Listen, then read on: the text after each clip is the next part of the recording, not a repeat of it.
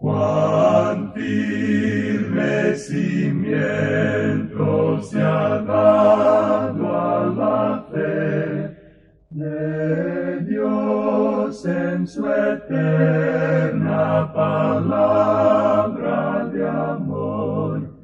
Con el propósito de compartir con usted las inmutables verdades de la palabra de Dios, presentamos A Través de la Biblia, un estudio detallado y sistemático de toda la Biblia que le ayudará a conocer lo que Dios ha revelado para nuestro provecho espiritual. Estos estudios bíblicos fueron diseñados y elaborados por el Dr. J. Vernon McGee, versado maestro de la Biblia, quien dedicó la mayor parte de su vida a la enseñanza clara y sencilla de la palabra de Dios. Acompáñenos, pues, mientras avanzamos en nuestro recorrido a través de la Biblia. Cuán firme cimiento la palabra de Dios. Saludos, amigo oyente, y bienvenido a otro programa de A Través de la Biblia, en el cual estamos recorriendo el libro de Génesis en el Antiguo Testamento. Estamos estudiando el capítulo 9 y comenzaremos hoy con el versículo 12. Abra pues su Biblia en Génesis capítulo 9, versículo 12, y acompáñanos en el estudio que tendremos en breves momentos. Pero antes de iniciar el estudio que tenemos para hoy, pidamos la dirección de Dios. Padre Santo, gracias por tu bendita palabra y el privilegio inmenso que nos concedes de estudiarla y escudriñarla, y pedimos que tu Santo Espíritu haga que estas verdades sean vivas y reales a nuestro corazón, para que las aprendamos y las apliquemos a nuestra vida cristiana. Oramos en el bendito nombre de Cristo Jesús. Amén. Continuamos hoy nuestra consideración del capítulo 9 del libro de Génesis. Nos detuvimos en nuestro programa anterior en el versículo 11, donde Dios dijo: «Estableceré mi pacto con vosotros, y no exterminaré ya más toda carne con aguas de diluvio, ni habrá más diluvio para destruir la tierra».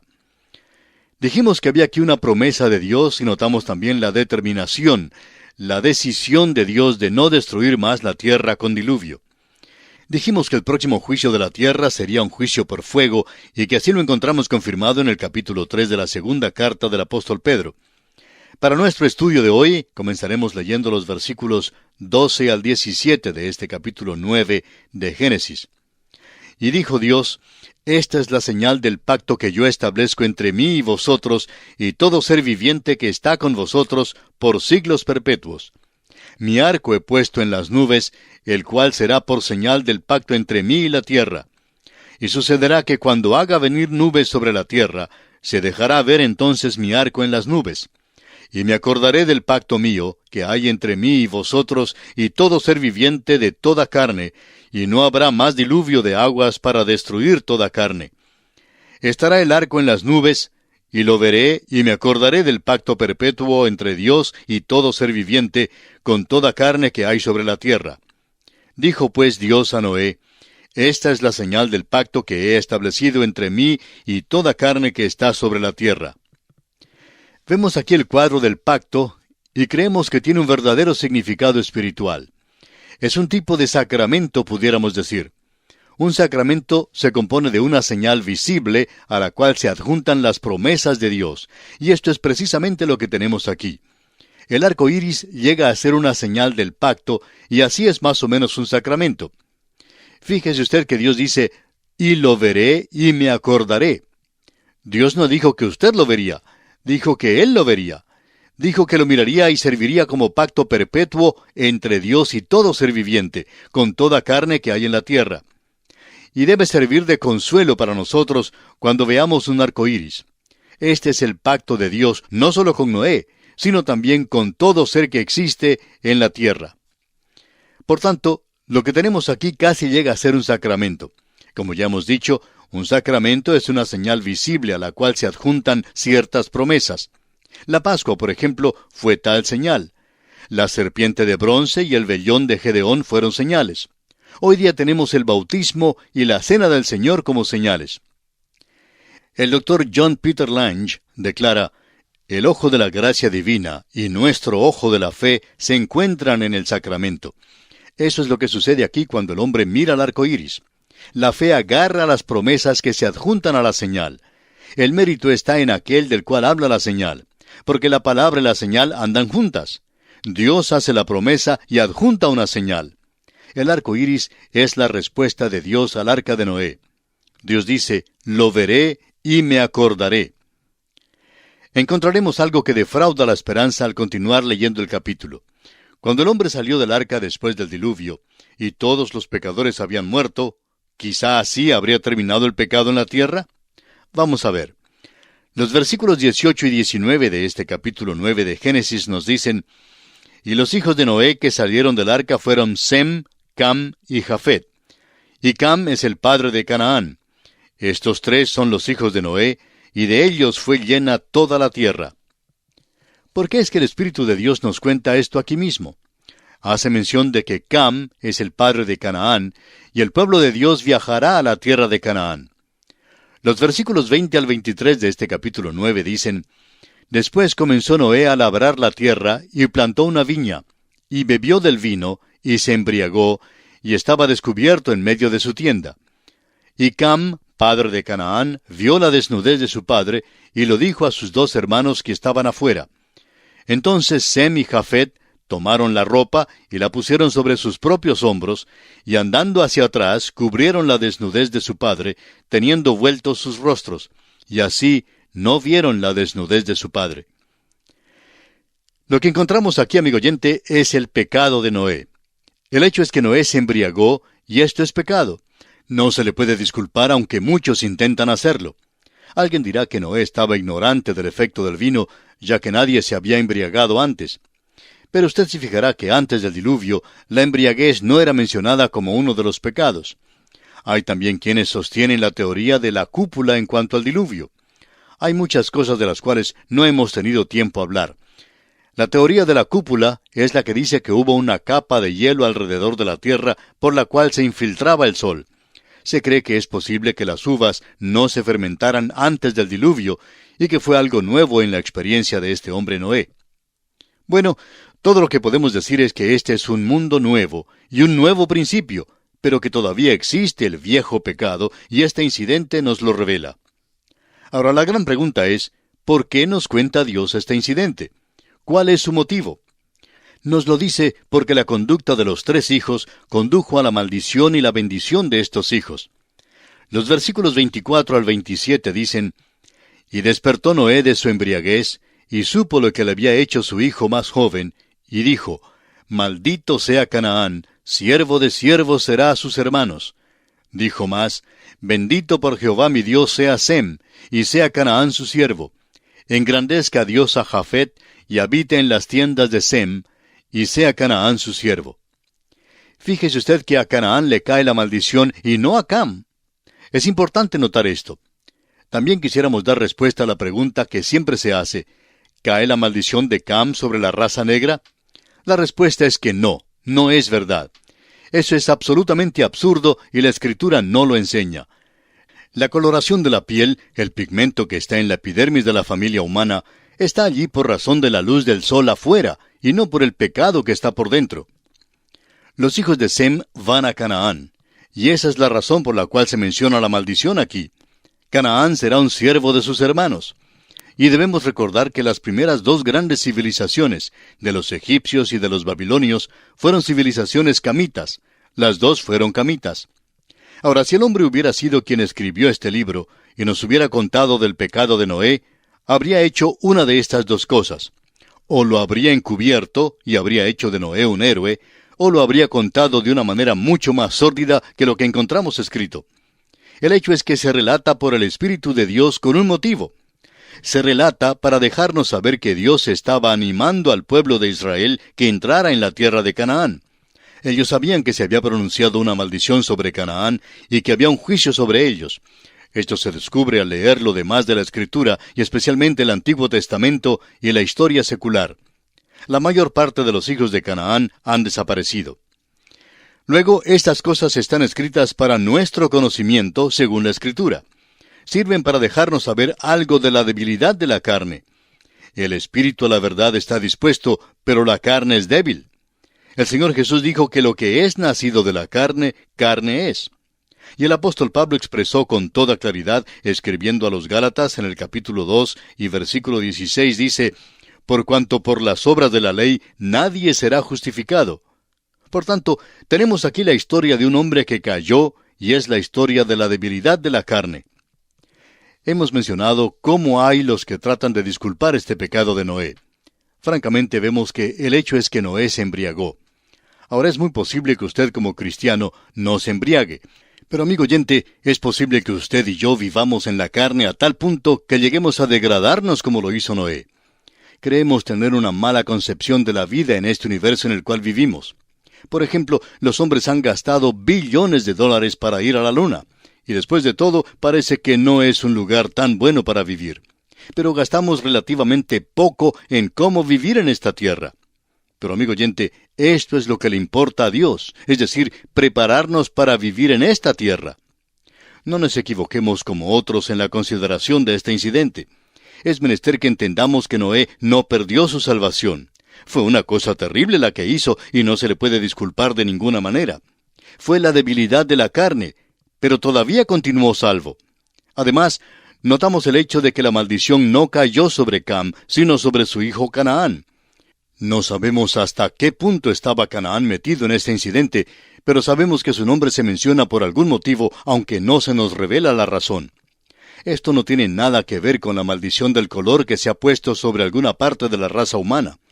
Es una verdadera tragedia que haya quienes digan que esto significa una maldición sobre la raza negra. No es justo de ningún modo para la raza negra y ciertamente no es justo para con Dios. Dios nunca dijo eso. Y esto nos trae al final de nuestro estudio del capítulo 9 del libro de Génesis. Y nos hallamos ahora ante los umbrales del capítulo 10. Este es un capítulo de genealogías, trata de las familias y da el origen de las naciones del mundo. Este capítulo tiene mucha más importancia que la que se indica por la atención que le prestamos hoy. Sentimos mucho que no podemos darle más atención, pero debemos economizar el tiempo en algunas partes. Hablando francamente, este es un capítulo que tiene interés únicamente para las pocas personas que se interesan en la etnología, la antropología y la historia del hombre sobre la tierra. H. S. Miller, quien graduó de maestro en etnología, ha diseñado un diagrama que indica de dónde se han originado todas las razas y las naciones del mundo. Podemos encontrar allí de dónde procedimos cada uno de nosotros. Una cosa es muy clara. Los hijos de Jafet nunca formaron parte de la tribu perdida de Israel. Hay una división triple en la familia humana hoy en día. Son 3 divisiones mayores en la etnología. Se revelan en estos 3 hijos de Noé, Cam, Sem y Jafet.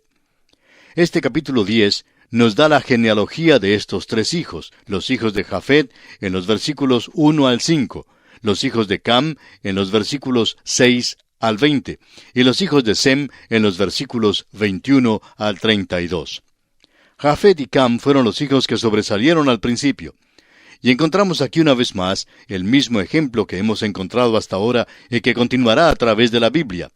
Es decir, que Dios da primero la línea rechazada y da una palabra con respecto a ella y luego pone fin al asunto y no lo trae de nuevo a discusión. Luego da la línea aceptada, la línea que conduce a Cristo y continúa refiriéndose a aquella línea.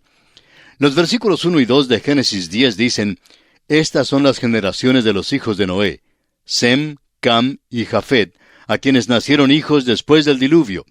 Los hijos de Jafet, Gomer, Magog, Madai, Javán, Tubal, Mesec y Tiras. Según el diagrama que mencionamos hace un momento de H. S. Miller, el etnólogo, los escitas, los esclavos, los rusos, los búlgaros, los bohemios, los polacos, los eslovacos y los croatas procedieron de Magog. Las razas indias e iranias, los medos, los persas, los afganos y los kurdos, todos procedieron de Madai. De Javán procedieron los griegos, los romanos y las naciones romances, tales como Francia, España, Portugal, Italia, etc. Procediendo de Tiras están los tracios, los teutones, los germanos, y luego de aquellos proceden los germanos orientales y los europeos. los germanos del norte o los escandinavos, los germanos del oeste, de quienes proceden los alto-germanos y los bajo-germanos, y luego los anglos y los sajones, la raza anglosajona y los ingleses.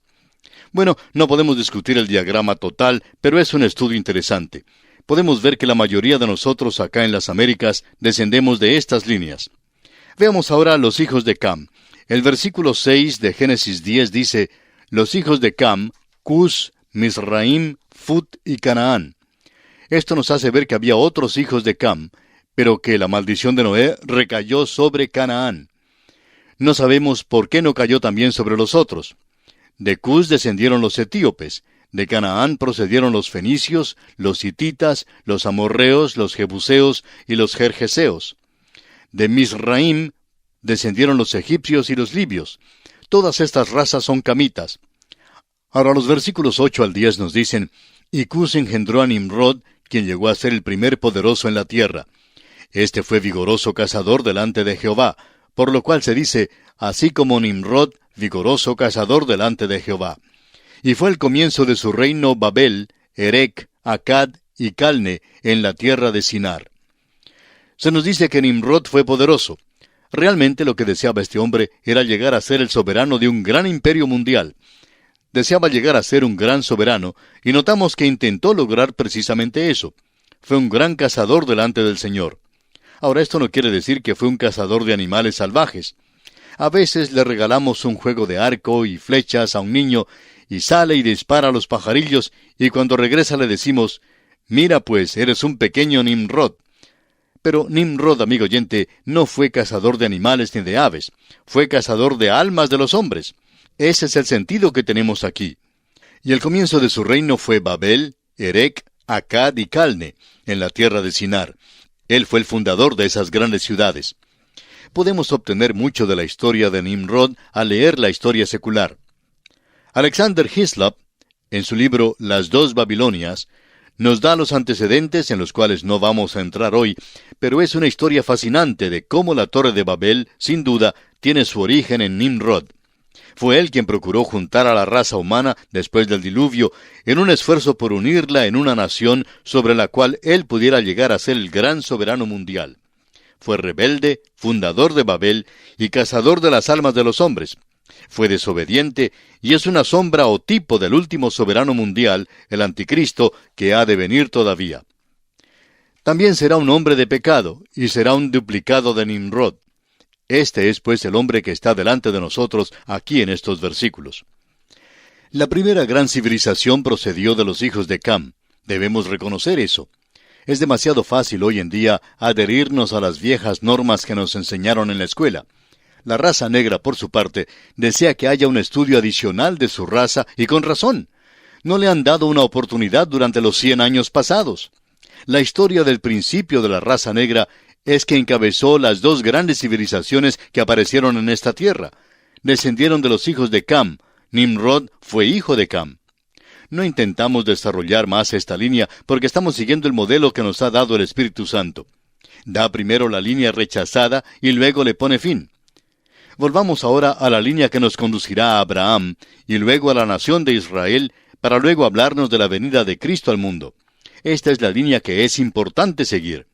Dios está despidiéndose de lo demás de la humanidad por el momento, pero vuelve a ella más adelante. Quisiéramos ahora mencionar una de las declaraciones más notables con respecto al capítulo de Génesis expresada por Cypher en su libro. Dice él, el capítulo 10 del Génesis es muy notable. Antes de que Dios deje que las naciones caminen por su propia cuenta y comiencen a tratar con Israel, su pueblo escogido desde los descendientes que datan de Abraham, se despide bondadosamente de las naciones de la tierra como si estuviera diciendo, les estoy dejando por un tiempo, pero las amo.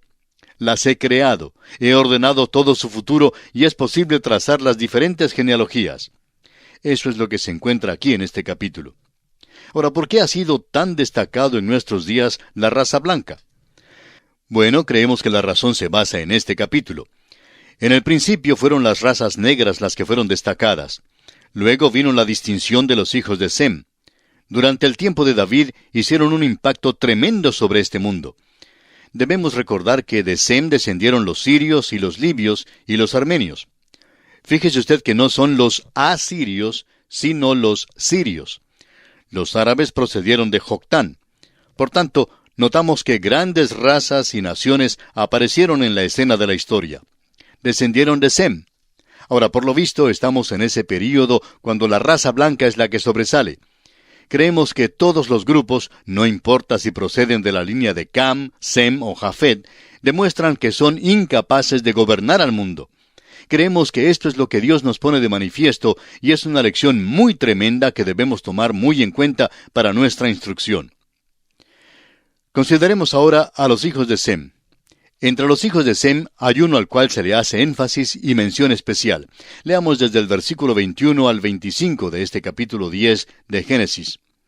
También le nacieron hijos a Sem, padre de todos los hijos de Heber y hermano mayor de Jafet. Los hijos de Sem fueron Elam, Asur, Arfaxad, Lud y Aram. Y los hijos de Aram, Uz, Ul, Geter y Mas. Arfaxad engendró a Sala, y Sala engendró a Heber. Y a Heber nacieron dos hijos.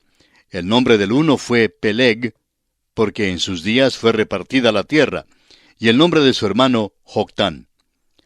Hay muchos que han emitido toda clase de interpretaciones fantásticas acerca de lo que significa que la tierra fue repartida. Por lo visto, hubo una división física aquí en la tierra. Sucedió en la tierra una tremenda catástrofe física. Creemos que Moisés anticipa el próximo capítulo cuando todos fueron divididos en la Torre de Babel, y está diciendo aquí que fue durante el tiempo de Peleg y Joctán.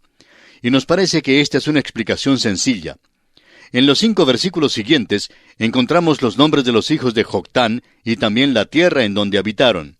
Dice, y Joctán engendró a Almodad, Selef, a Asar-Mavet, Gera, Adoram, Uzal, Dicla, Obal, Abimael, Seba, Ofir, Avila y Jobab.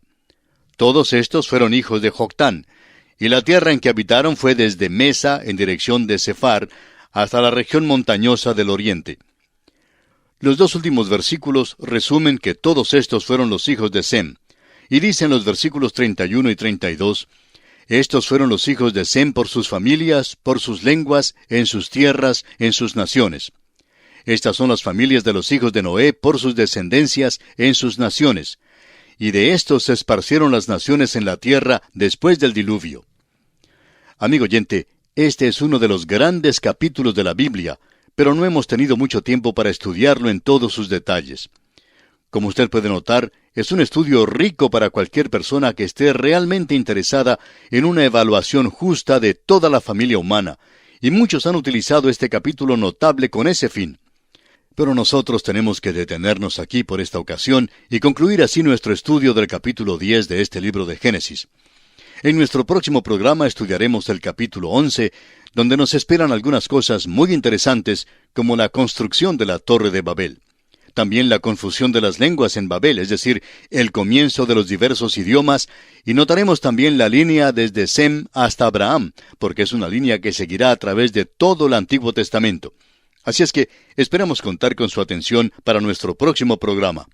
Gracias por ahora, y quiera el Señor bendecirle abundantemente. Todo lo pagó Cristo, quien por mí libremente derramó